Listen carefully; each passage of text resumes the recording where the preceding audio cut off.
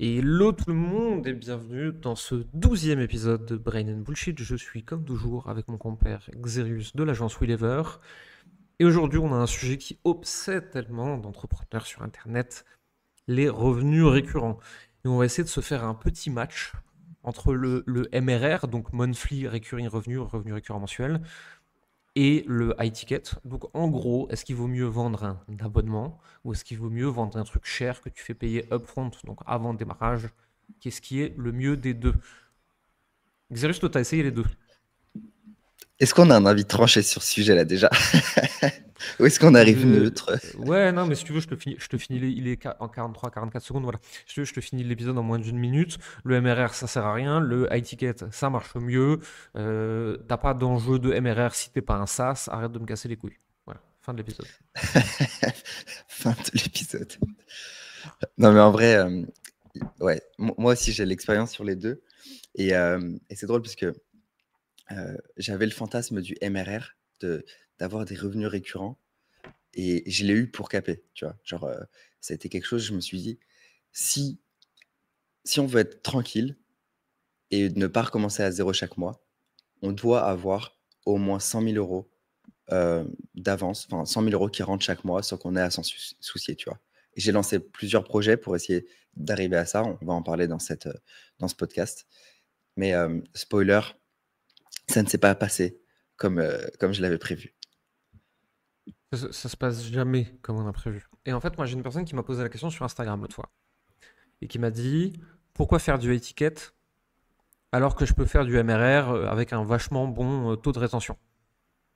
Et en fait, si tu es dans les meilleurs en France, ta rétention moyenne, elle est de 4 mois et demi.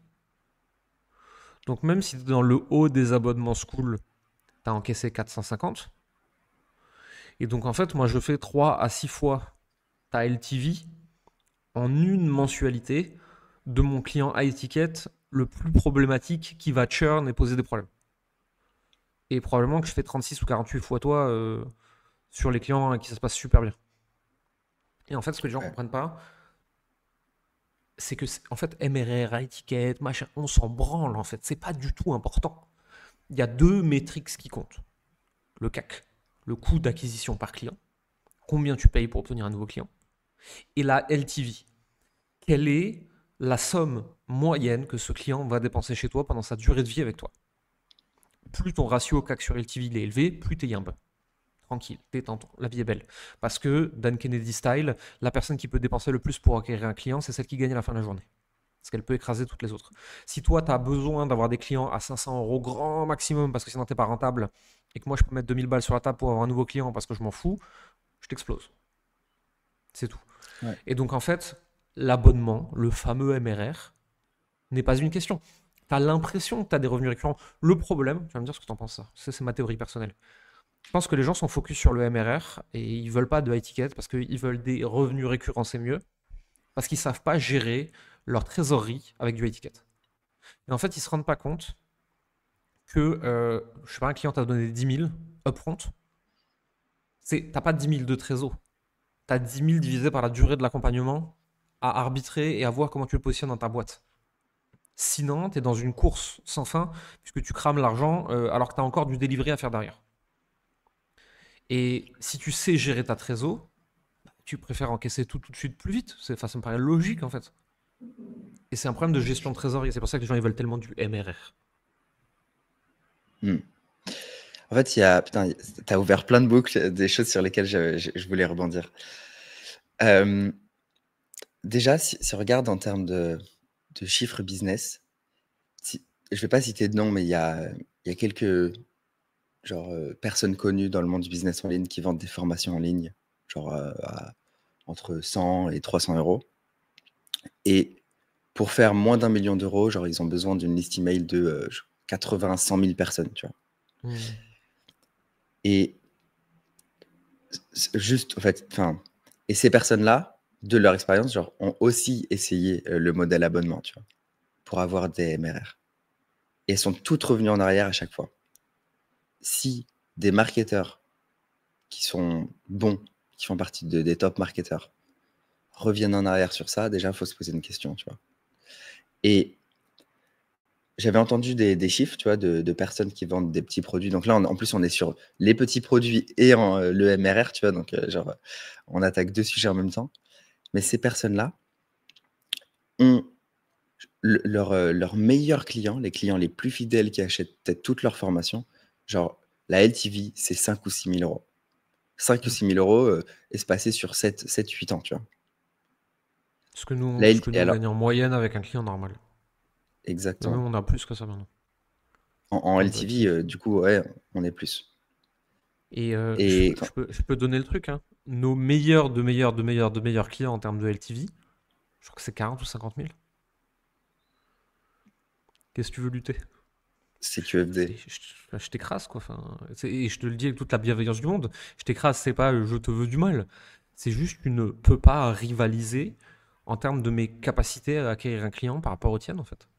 Et donc, vu que de toute façon, les pubs, c'est des enchères, l'organique, c'est pas des enchères, mais c'est des enchères de l'attention, tout dépend des tailles d'équipe, etc. Si moi j'ai 10 personnes pour aller chercher un client et que toi t'en as 0, enfin, juste en fait, tu peux pas gagner.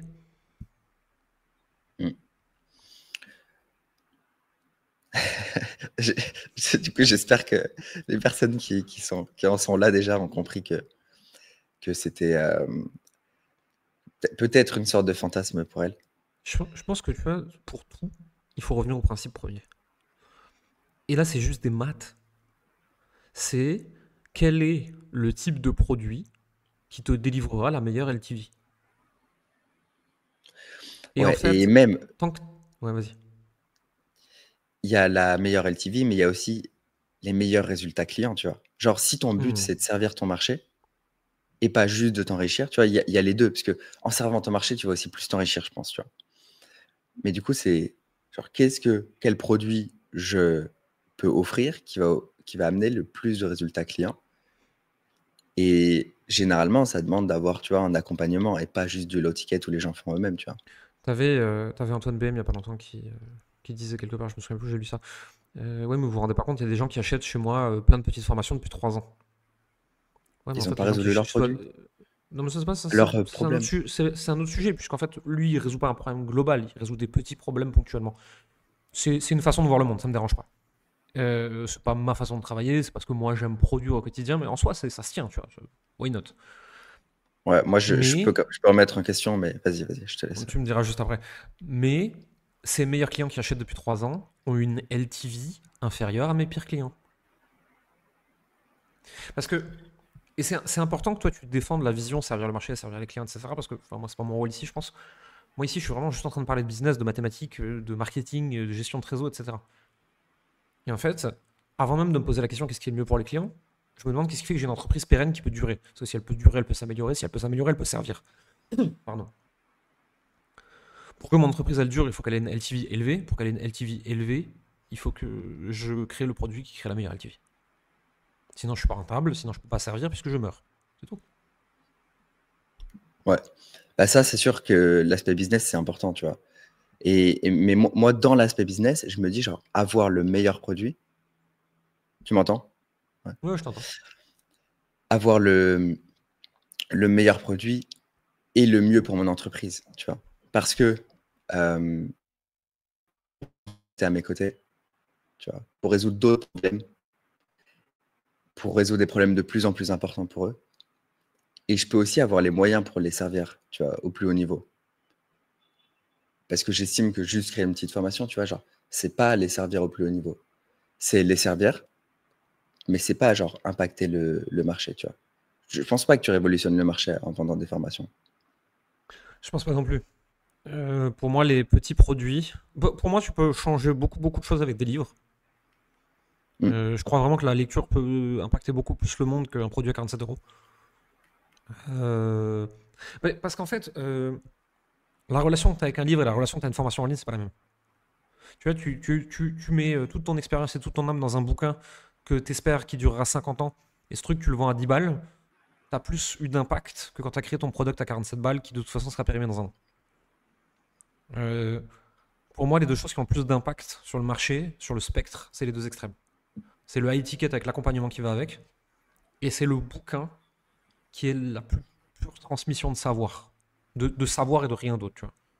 Euh, Moi, j'ai toujours été un partisan des extrêmes en termes de business model, mais ça se joue aussi sur le marché, sur tout ça.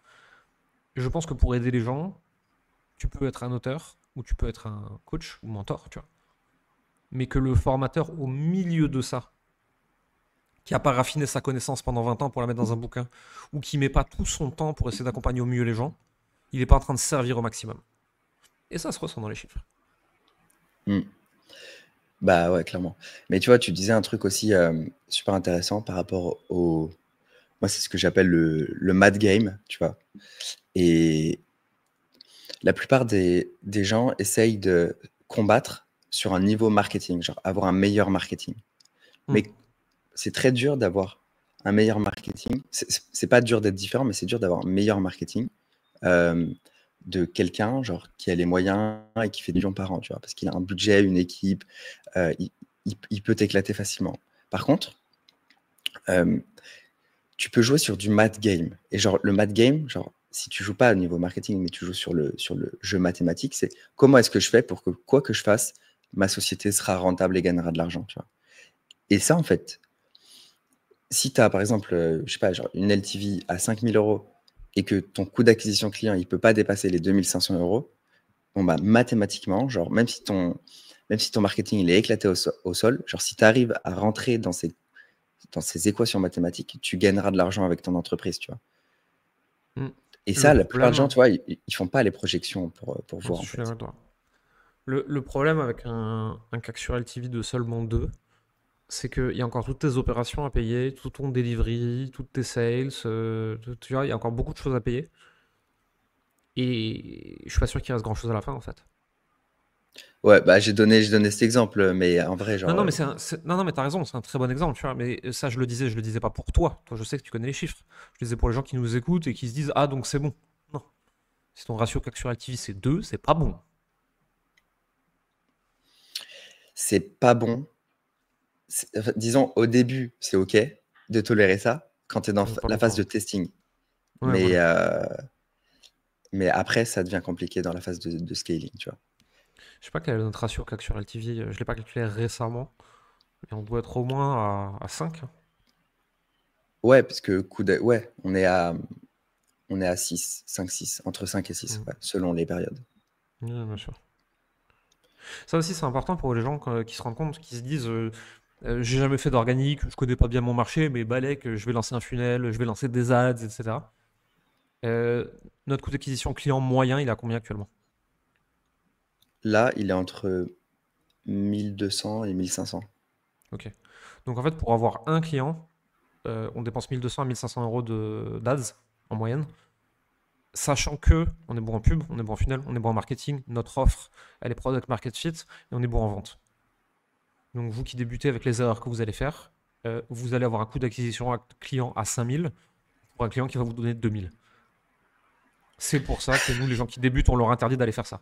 Parce que sinon, vous avez. En fait, nous, on essaie de créer des imprimantes à argent et vous créez de l'imprimante à perte. C'est que vous appuyez sur un bouton et pouf, vous avez perdu 3 000 €. Et en plus, vous avez un client à gérer pendant 3 mois.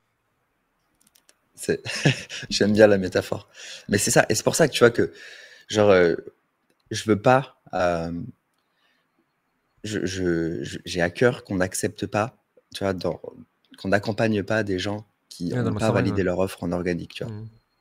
Je suis d'accord avec toi. Et toutes les personnes qui essayent de scaler sans avoir validé une offre organique, genre, Une cata. c'est 90% des gens se cassent la gueule. Normal. Alors que quand une fois qu'elle est validée, c'est si simple. J'ai un de nos clients mastermind qui a plusieurs entreprises. Et en l'occurrence, il a une entreprise aussi qui a des produits physiques. Et il m'envoie un message l'autre jour, il me dit j'ai mis 80 € d'ads, on a fait 200 € de vente. Je lui ai répondu bienvenue dans l'imprimante à billets. Ton nouveau but dans la vie est de dépenser le plus possible en ads. Et ton deuxième but dans la vie, c'est de résoudre chaque contrainte qui va t'en empêcher. Et en fait, une fois que tu as compris ça, tu as compris le jeu du business. De nos Et ouais, business plutôt.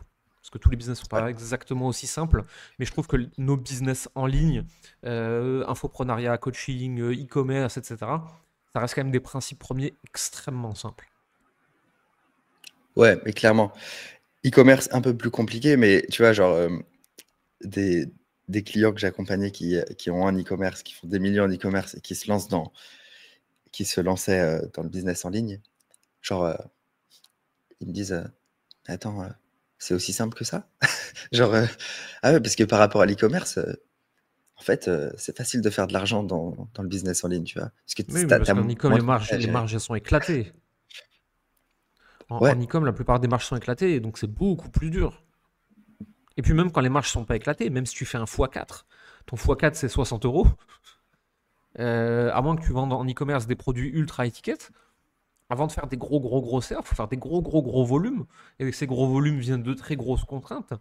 On pourra à l'occasion faire venir quelqu'un comme Enzo Honoré, qu'on aime beaucoup et qui est très bon en e-com et qui comprend aussi nos métiers. Lui, il a craqué le truc au bout d'un moment, mais il t'expliquera que c'est pas anodin, hein. S'il y a si peu de gens qui arrivent à le craquer à grande échelle, c'est pas pour rien, hein. Nos business en ouais, ligne, ils sont j'avais quand même vu vachement plus faciles, hein. Enzo Noé, je crois qu'il fait des. J'avais vu passer l'info, c'est pas officiel, mais je crois qu'il fait des. Ouais, il fait des millions, ça c'est sûr. Mais je crois Oui, qu'il a plus de 100 sites e-commerce. oui, je crois que c'est ça, ouais.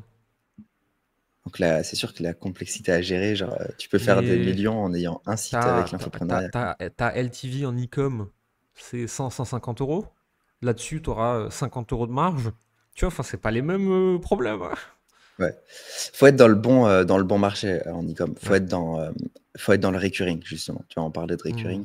Mais si tu as des produits consommables que les gens ont besoin de racheter chaque mois, c'est pas le même game. Soit il faut du recurring, donc ta LTV elle explose, soit il faut une position dominante sur le marché en termes de brand, en termes d'audience organique, en termes de SEO, etc. Tu vois. Après, ça, c'est des sujets que je maîtrise beaucoup moins bien. Je suis pas bon là-dedans, mais de ce que j'en ai compris de l'extérieur avec les gens avec qui j'ai parlé, c'est ça.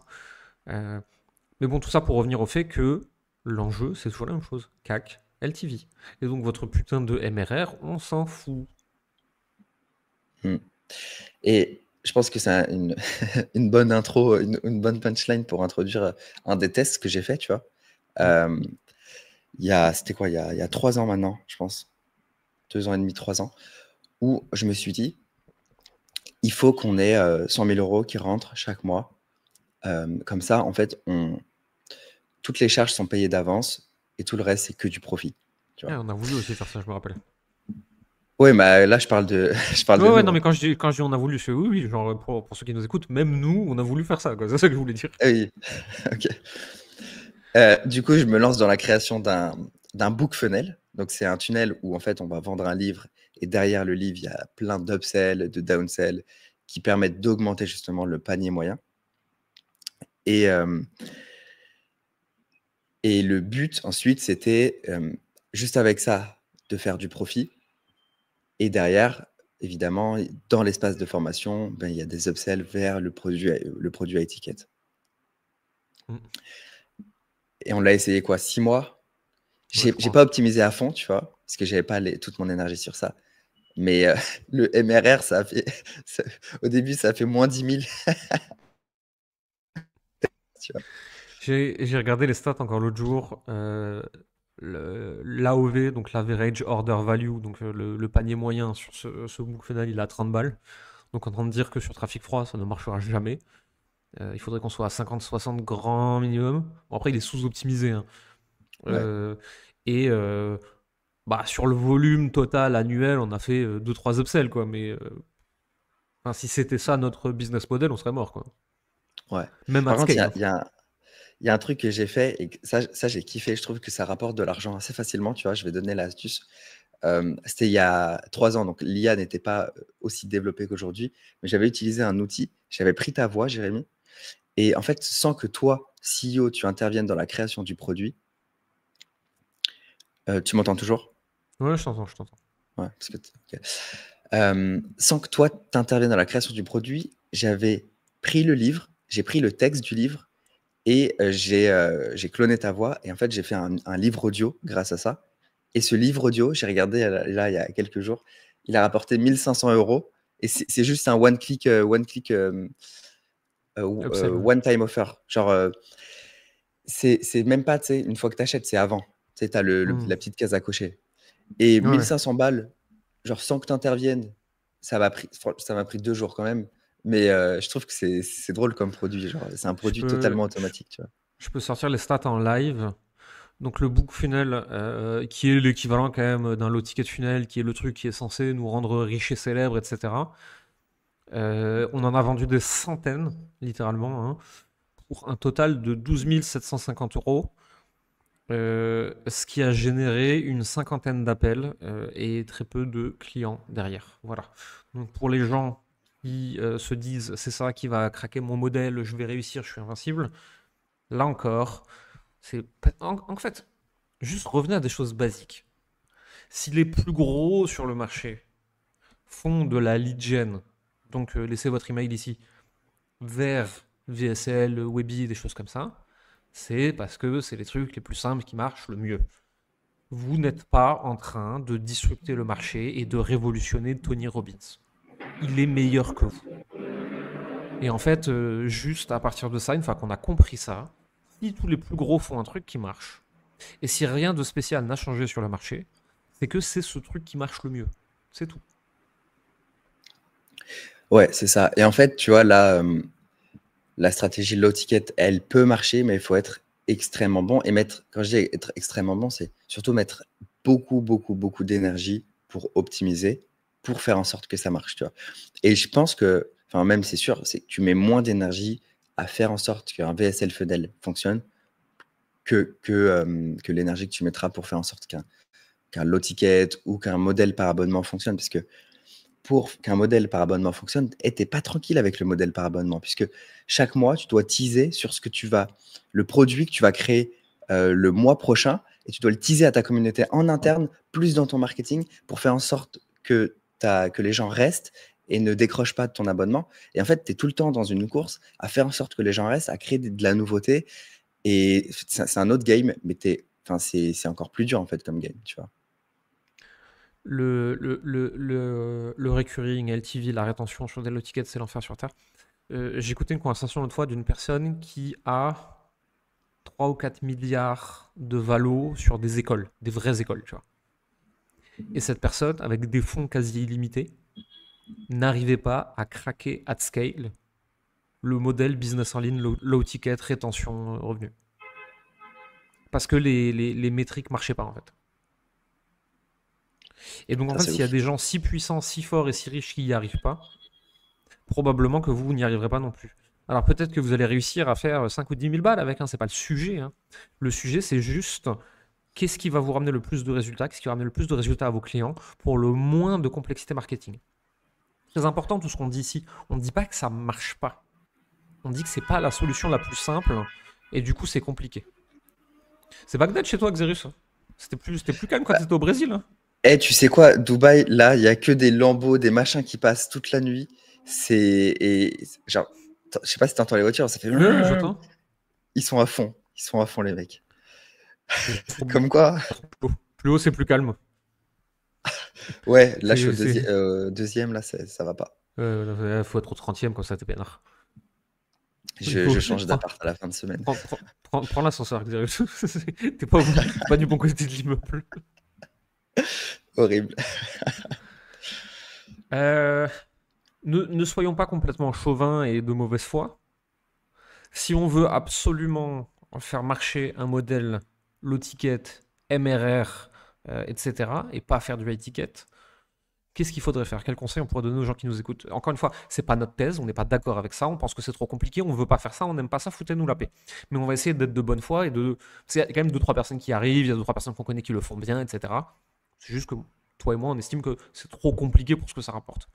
Euh, Qu'est-ce qu'il faudrait faire? Qu'est-ce qu'il faut savoir, etc. Je commencerai par acheter un bon vieux bouquin. Il y a 2-3 pépites, je me souviens plus des noms, mais il y a 2-3 pépites sur le modèle abonnement, tu vois. Genre, Mhm. je crois qu'il y a un livre sur Netflix qui décrit leur modèle, et il y a d'autres livres qui permettent de créer de la rétention. Et moi, je commencerai par ça, en fait. Genre comment est-ce que j'apprends la psychologie pour faire en sorte que les gens aient envie de rester, tu vois. Il y Je commencerai a, par il y a lire un ça avant truc. de me lancer. Il y a un truc qui avait été expliqué où Netflix, ils ont failli aller droit dans le mur à cause de ça. Parce que Netflix, au début, recommandait aux gens des films en fonction de ce que les gens disaient vouloir. Et la réalité, c'est que les gens, quand tu leur demandes qu'est-ce qu'ils préfèrent, ils veulent tous des films d'auteur sur Arte. Et en fait, quand tu regardes sur quoi ils cliquent effectivement, ils cliquent sur les zinzins de l'espace. Et donc en fait, si tu leur montres que des films qui disent vouloir mais qui regardent jamais, du coup ils finissent par churn. Donc ils finissent par se casser et arrêter leur abonnement. Et c'est la même chose en fait. Si vous faites du low ticket, il faut amener de la nouveauté sexy sur laquelle les gens cliquent effectivement et pas ce qu'ils vous disent vouloir, ce qu'ils regardent effectivement. Il faut être capable d'en amener tous les mois pour que en gros, tous les mois, il faut leur ramener la nouvelle recette miracle du succès sur le sujet sur lequel vous êtes. Mm. Pour leur donner envie de rester un mois de plus. Et je vais donner un exemple à ce que tu dis, tu vois. Quand j'étais dans le domaine de la confiance en soi pour les hommes, la séduction et tout, donc ça remonte à peut-être 5 ans, les gens disaient vouloir une formation. Non, pardon. Les gens. Tiens, il y a une lambeau orange juste là. Putain, c'est drôle. C'est le comble du podcast. J'étais déconcentré. Donc, les gens disaient vouloir des hacks de conversation pour parler avec les filles, tu vois. Hmm. Mais putain, moi, je voulais pas leur donner ça, puisque je me disais, mais c'est pas ça dont tu as besoin, ça va rien changer à ta vie, tout le monde te donne déjà ça. Moi, je suis différent, je te dis la vérité, je suis le gentil Xerius, tu as besoin d'avoir confiance en toi. Et ils achetaient pas la confiance en soi, parce que c'est pas ce qu'ils veulent, tu vois. Hmm. Et du coup, Ouais, c'est toujours pareil. je refusais leur donner ce qu'ils voulaient. Et ça, c'était une erreur. Ça m'a coûté des milliers d'euros de vente, tu vois, même des centaines Hmm. de milliers, juste de pas leur donner ce qu'ils veulent. Et quand tu as du low ticket, comme tu dis, genre, il faut être capable de leur donner ce qu'ils veulent réellement. Des fois, ils le disent, mais on refuse de l'écouter aussi, tu vois. Bien sûr. Là, moi, ils me le disaient, mais je refusais de l'écouter parce que syndrome de l'expert, ça me fait chier de donner ça. Mais imagine, genre, donner ça chaque mois et réfléchir à des sujets sexy qui, toi, ne te font pas forcément vibrer parce que c'est ce que les gens veulent. Et ce que les gens veulent, tu sais, toi, en tant qu'expert, c'est pas forcément ce dont ils ont besoin, tu vois. Donc, c'est aussi complexe pour Ouais. ça. Deuxième chose que les gens doivent savoir, à moins que vous ayez une méga audience organique, vous allez devoir reposer sur de l'ads. Et pour ça, pour que ce soit rentable, parce que le truc de vous allez upsell les gens qui ont pris un lot ticket, on sait que sur le papier c'est bien, mais ça marche pas si bien que ça. Donc pour que vous ayez le temps de craquer cette équation qui, bonne chance, hein, mais bon, admettons, il faut que vous perdiez pas d'argent en front. Donc il faut que votre panier moyen soit supérieur à votre coût d'acquisition en pub d'un client. Donc ce que vous allez devoir regarder, panier moyen, ce qu'on appelle AOV, Average Order Value, il faut qu'il soit supérieur à votre coût d'acquisition. Donc, il va falloir que vous rajoutiez des upsells, downsells, order bump, one click, machin, unique, truc, etc. bidule, pour faire augmenter le panier moyen, que ça matche avec vos coûts d'acquisition. Si vous êtes break-even, donc vous êtes à l'équilibre en front-end, c'est-à-dire que ça vous coûte zéro d'acquérir un client, vous gagnez probablement pas d'argent non plus avec les TVA, les machins, les trucs, mais vous êtes à l'équilibre. Vous avez ensuite un moyen de générer une liste qui théoriquement sera illimitée et sur laquelle vous allez pouvoir ensuite vous creuser la tête sur comment est-ce que j'upsell les gens derrière sur autre chose, ce qui va créer mon profit. Est-ce que j'ai loupé quelque chose là-dessus, Xerius? Je crois pas, mais... Non, juste quand tu parles de liste, tu parles de liste email pour les gens qui savent pas. Oui, C'est quoi une liste? ouais, c'est une liste email. Et donc, derrière, il faudra se dire, tous ces gens qui ont acheté mon petit produit, ils l'ont acheté parce qu'ils avaient un problème. Ils ont peut-être acheté mes upsells pour le problème complémentaire, machin, etc. Quel est le nouveau problème qu'ils ont et je vais pouvoir leur revendre derrière pour générer mon profit maintenant. Ouais. Exemple, tu vends un aspirateur, produit front-end. Derrière, tu te demandes, OK, quel est le nouveau problème qui vient avec l'achat de cet aspirateur? Ben, que les gens veulent garder l'aspirateur longtemps. Donc, ils veulent pouvoir avoir un service je sais pas, genre, d'entretien D'entretien ou d'aspirateur. une garantie, ouais. Ouais, ou une garantie. Boum, tu augmentes ta LTV. Et ensuite, quel est le nouveau problème qui vient? Genre, ils ont l'entretien, ils ont l'aspirateur. Bah, peut-être qu'ils veulent pas le passer, en fait. Donc, tu peux leur vendre un service de: «OK, on vient passer l'aspi chez toi» et quel est le nouveau problème qui vient, tu vois? Et c'est pareil, genre, je te redonne l'exemple dans la séduction, genre: «OK, maintenant j'ai les hacks pour parler aux femmes». Genre, quel est le nouveau problème? «Ouais, mais sauf que j'ai peur de sortir de chez moi pour aller vraiment leur parler». OK, boum, la solution, eh bien, débloque ta confiance pour aller, Mm. parler aux femmes. OK, mais maintenant, tu arrives à leur parler. Bravo, félicitations, tu viens d'acheter ma nouvelle formation pour parler aux femmes et en plus, tu as les hacks pour leur parler. Donc, tu as vraiment l'entièreté, euh, voilà, tu sais comment Mm. faire, ça a résolu ton problème. Et maintenant, le truc, c'est que tu vas réussir à leur parler, donc tu rassures sur ton, tu vois, sur ton produit et sur ce qu'ils viennent d'acheter, super important. Mais du coup, le nouveau problème qui vient, c'est que maintenant, bah, une fois que tu vas leur parler, genre, comment est-ce que tu vas continuer la conversation? Parce que tu as eu la phrase d'accroche, mais comment est-ce que tu continues et que tu sais quoi dire sur la durée? Bim, nouveau produit. Mm. Ensuite, félicitations, tu sais quoi leur dire et tout. Mais maintenant, dans ce rendez-vous que tu vas réussir à obtenir avec elle, genre, comment est-ce que tu maintiens la flamme dans le rendez-vous? Comment est-ce que tu fais lors de ton premier rendez-vous? Bim, t'augmentes ta LTV, tu vois. Et c'est Ouais, comme tout de ça que tu suite, ouais. penses, en fait, c'est problème-solution, problème-solution. Et c'est pour ça que le modèle est si complexe. Pas parce qu'il ne peut pas marcher, parce que le niveau de complexité pour le faire marcher est à la portée de très peu de gens. Et d'ailleurs, des gens qu'on connaît, toi et moi, qui sont extrêmement brillants en marketing, en vente, en funnel, en web market, en acquisition et tout, ils arrivent à faire marcher ce modèle. Mais il y a tellement peu de gens qui ont le stack de compétences au complet que la plupart des gens qui essayent de faire ça, ils vont droit dans le mur et ils paument tout leur pognon.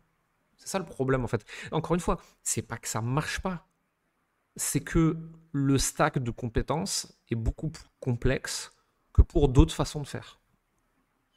Ouais, stack de compétences et même optimisation, tu vois. Ouais, Quand optimiser tu as un ça, c'est VSL complexe. Funnel, Je me rappelle. Ouais. tu te demandes pourquoi j'ai pas de call. Bon, bah, il y a quoi? Trois endroits à regarder. Est-ce que mes ads sont OK? Ma VSL, genre, est-ce que le Ouais, et est-ce hook que est mes bon? closers font pas n'importe quoi? Est-ce que mes clients, Ouais, ouais, c'est ça. fin du game quoi.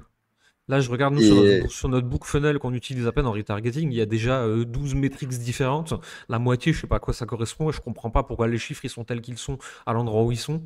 Et pourtant, enfin, vraiment, je suis pas tout à fait nono en web marketing, hein, c'est quand même mon métier au début. Mais franchement, en fait, encore une fois, vous êtes un web marketer, vous êtes un génie, un petit génie, un ou une d'ailleurs, un petit génie tech, vous aimez mettre les mains dans les tableaux, le code, les outils, etc. Peut-être qu'en vrai, vous vous amuserez beaucoup plus sur ce genre de modèle. Et si vous vous amusez, bah, probablement que vous arriverez finalement à craquer le code. Et peut-être que c'est la bonne chose pour vous. Mais si vous aimez pas ça, par pitié, n'y allez pas, quoi. en fait, je pense que c'est intéressant ce que tu dis et j'ai envie de rebondir sur ça. C'est pour quelqu'un dont la passion, c'est de mettre les mains dedans, il va se faire chier avec un VSL Funnel parce que le but de VSL Funnel, justement, c'est tu le fais une fois, t'aimes pas ça et t'as des appels qui arrivent en semi-automatique. Tu vois, tu as juste à gérer Ouais. tes ads, faire du contenu organique Notre et VSL, on l'a fait quand? il y a 3 ans, il me semble. Voilà. Je crois que je me l'ai fait retourner une fois pour mettre à jour deux, trois trucs. Donc voilà, on a fait notre VSL globalement vers 2021-2022. On est en 2025 avant l'enregistrement, elle tourne toujours. Et Voilà. Donc, probablement qu'elle peut encore tourner un, deux ans avant qu'on touche quoi que ce soit. ouais. Donc, si tu veux créer quelque chose d'une fois et ensuite avoir un business et surtout, genre, kiffer avec tes clients et faire d'autres choses que juste de mettre les mains dans la tech toute la journée, tu vois, c'est sûr que c'est plus adapté à un système simple, en fait. En Euh, fait, le sujet, tu vois, en dehors du sujet business, là on parle vraiment du sujet de ce que tu vas aimer, pas aimer, et je pense qu'on est d'accord là-dessus, toi et moi, c'est qu'en fait, des coachs, des thérapeutes, des consultants devraient pas faire des systèmes aussi complexes que ça parce que c'est pas leur passion c'est de délivrer en général, tu vois. Et pour ça, ben, en fait, le high ticket est mille fois mieux sous tous les aspects possibles et imaginables. Et des gens qui sont infopreneurs, qui aiment pas parler à des gens, qui aiment pas avoir des rendez-vous, qui aiment bidouiller dans leur coin, qui aiment faire leur petite formation dans leur coin, etc. Bah peut-être que ces trucs MRR, low ticket, etc. c'est mieux pour eux. Je suis pas sûr que niveau business ce soit mieux, tu vois, mais au niveau plaisir qu'ils vont prendre à développer leur activité, peut-être que c'est mieux pour eux dans ce cas-là. ouais, c'est ça. Il y a l'aspect attrait marketing, tu vois. Genre, est-ce Mm. que tu as envie de passer ton temps à réfléchir à comment est-ce que tu vas maintenir les gens dans ton écosystème? Donc, si tu as un système par abonnement, tu vois. Ça, c'est trop. Enfin, moi, par exemple, je kiffe, tu vois. Mais ça me saoulerait de mettre toute mon énergie tout le temps là-dessus, tu vois. Ah, moi, ça me Mais gonfle. je kiffe apprendre les concepts et comprendre, genre, comment tu fais pour que les gens restent. C'est sympa. Mais c'est sympa, quelques mois de mettre ton attention dessus. Avoir un business qui repose sur ça. Genre, si demain j'ai envie de, je sais pas, genre, d'avoir pendant un mois mon focus sur autre chose, quelque chose qui me passionne à côté, bah, je pourrais pas. Donc, c'est chiant, en fait, tu vois. Ouais. Et on en parle ou pas là, on va détruire Alex Hormozy, là, c'est pas possible.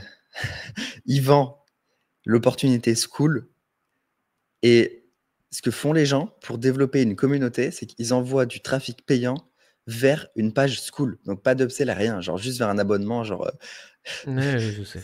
Moi, je trouve que c'est abusé en vrai. Je trouve que C'est. c'est détruire beaucoup de gens pour la réussite de très très peu de Enfin, personnes, tu vois. en fait, leur thèse, qui est pas tout à fait déconnante, hein, je trouve ça complexe encore une fois, tu vois, mais en fait, ils font tous les upsells à l'intérieur du groupe school. À l'intérieur du groupe school, tu vas trouver des blocs secours en plus pour 197 euros. Fais un paiement, passe en paiement annuel et débloque tel truc. Si tu veux passer au niveau 12 et avoir accès à moi en one-one, paye tel truc. En fait, tout est fait à l'intérieur de l'abonnement. Ouais, en fait, ça simplifie le truc pour un créateur, mais en fait, enfin, dans un low ticket, tu peux faire les deux. Tu peux faire genre, tu peux rentabiliser ton coût d'acquisition tout de suite et dans ton espace formation, genre avoir des blocs et tout comme on avait, tu vois. Ouais, je pense Et qu'il n'y là, a pas beaucoup de gens qui, avec un school, sont break-even en front-end. Et en fait, je pense qu'ils break-even et ils gagnent de l'argent en LTV long terme, tu vois, 90 jours, 180 jours. Mais à mon avis, il y en a beaucoup qui perdent de l'argent en front, sauf ceux qui ont craqué le game de l'audience organique et en fait qui attirent tous les gens de leur school depuis l'organique et qui font pas de pub pour ça. C'est beaucoup plus long, mais ça n'amène pas les mêmes problèmes. ouais, ouais, c'est clair. C'est clair. Mais c'est sûr qu'en vrai, genre, dans tous les cas, ouais, tiens, il y a un truc qui me vient là et je trouve ça intéressant d'en parler. J'avais cette réflexion là il y a quelques jours. Je me disais, tu prends, un YouTuber qui a 200, 300, même 1 million d'abonnés. Mais tu prends même Tony Robbins, cette personne va faire de la pub. Alors qu'audience organique, genre, enfin, voilà, cette personne est connue. La plupart des gens se diraient, mais elle n'a pas besoin de faire de la pub. Quand tu as une grosse audience organique, tu n'as pas besoin de faire de la pub. Genre, Mais Coca-Cola fait de la pub. pourquoi? LVMH fait de la pub. Euh, Kenny West a fait de la pub pour son t-shirt. Je veux même pas dire le mot, on va se faire shutdown par YouTube. Mais tu vois, ce mec-là a fait de la pub au Super Bowl pour 8 millions d'euros le spot, pour nous vendre un truc digne du petit moustachu. Euh, Tu vois, ce que je veux dire, c'est que voilà, tous les gens les plus clivants et qui créent le plus de viralité et de buzz, Kanye West, il n'a pas besoin de faire une pub pour déclencher du trafic, hein. Il va au Grammy ou je sais pas où, il met sa femme à poil à côté, il fait son buzz. Pourtant, il a payé 8 millions d'euros un spot pour envoyer vers un t-shirt de petit moustachu. Sur le store, il y avait qu'un t-shirt. En vrai, j'ai regardé le store, c'est abusé. J'ai j'ai failli l'acheter pour la postérité, pour me dire, vous vous rendez compte de ce qui est arrivé dans le monde en 2025, à quel point c'est grave, à quel point c'est une folie. Et après, je me suis dit, non, je peux pas cautionner ça. Même par curiosité marketing, tu vois, je peux pas cautionner un truc pareil, quoi. Ouais, C'est c'est trop chaud. incroyable. C'est avec mon famille, mes ancêtres, ils vont faire un salto arrière dans leur tombe, sinon, quoi. Je peux pas faire ça. Non, mais Mais ouais, bref, donc, tout ça pour dire, même les trucs aussi fous, aussi clivants, et des gens qui arrivent à générer autant d'attention organiquement et gratuitement, payent de la pub. voilà. Voilà. C'était mon point. Non, non, mais complètement. Parfait. Donc, Avec quoi donc, on n'a pas le qu'est-ce qu'on choix. doit retenir de ce qu'on a dit?